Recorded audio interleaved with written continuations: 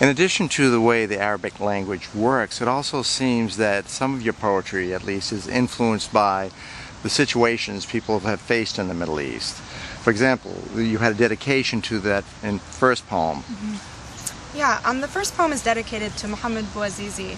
I was an undergrad when the Arab Spring started, and it started, and I think I heard about it sort of earlier than it came to American news, because the first person to sort of spring it was Muhammad Bouazizi. He set himself on fire, a Tunisian student who couldn't find work and was working as a vegetable salesman, and out of great desperation did this horrifying but also very startling and provocative sort of act of setting himself on fire.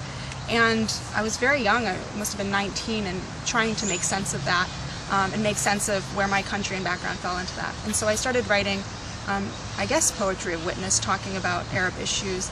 And that was at a time where I was sort of finally grappling with myself and what it meant to be Arab and American after a childhood sort of not really wanting to address that. I grew up post 9/11, and I think I silenced a lot of that in me.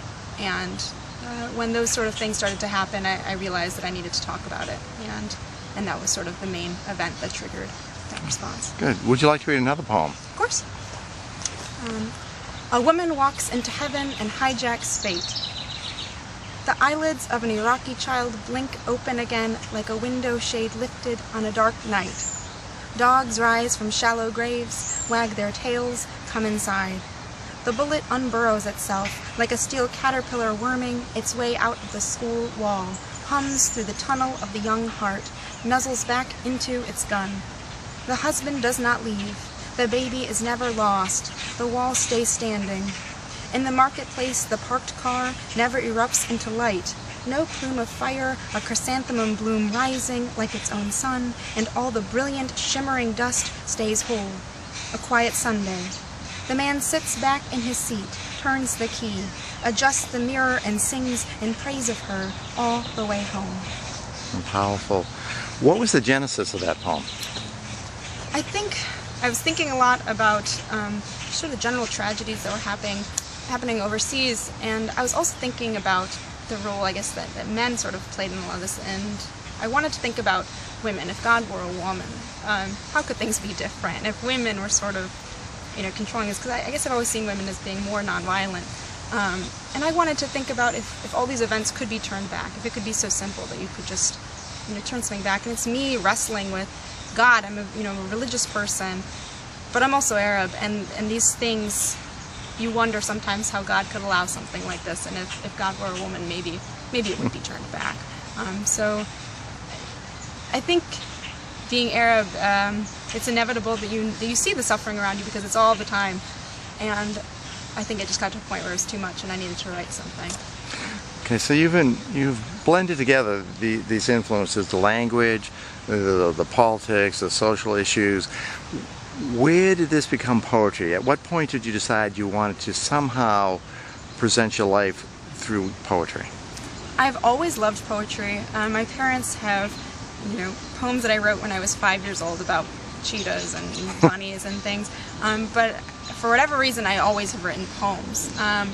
And I think that when it started to really take form was when I was in middle school and high school, and I had a pretty hard time of it.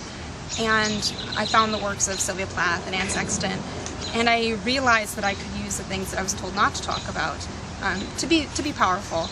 And I realized when I was older that those poets were called confessional, and to talk about yourself or to talk about your experience was considered a confession.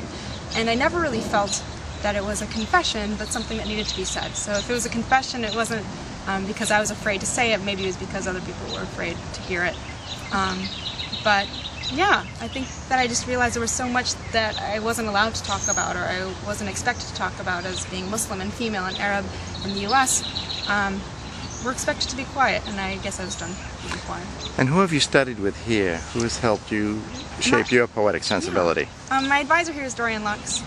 I've always admired her poetry, and so I'm very lucky to have come to NC State and study with her at the MFA program. She is an incredible influence on my work. Okay. Would you like to read one more poem? Sure. I'm going to read... So there was a tragedy in Chapel Hill, shooting of 3 current and then former NC State students. And I remember waking up and hearing the news and being shocked that that this could happen so close, and this could happen to someone who demographically was exactly like me, someone who's Arab and Muslim and an NC State student. And I wrote this poem, and the day after the tragedy of the shooting. And it's called "The Words Come, They Choke Me." Too many times I have written this poem. Blood a dark ink, moon a bullet hole. My tongue flaps useless as a bird.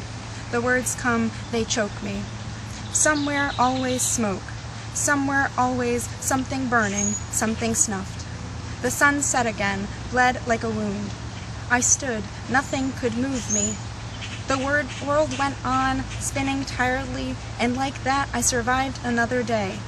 I breathe and life keeps coming. It feels simple enough that I know to be suspicious. Tonight, dark as a flint chip, candles each a pinprick.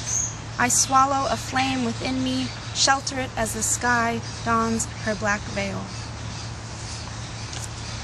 Now, what made you decide to submit these poems to the Nazim Hikmet Festival? Well, so I guess kind of funnily enough, I knew about it through NC State, but I also knew because it's a Turkish festival, and I was very interested in submitting something, I guess, that was non-traditionally, white American culturally, and because as a Tunisian, I always get mistaken as Turkish. We have the same flag, and it's another TU country, I suppose. And it felt good. And I had read some of the poems that had won previously, and I really liked those. And so I thought it was a good place to submit my work. Okay, well, thank you. Thank you so much. Good.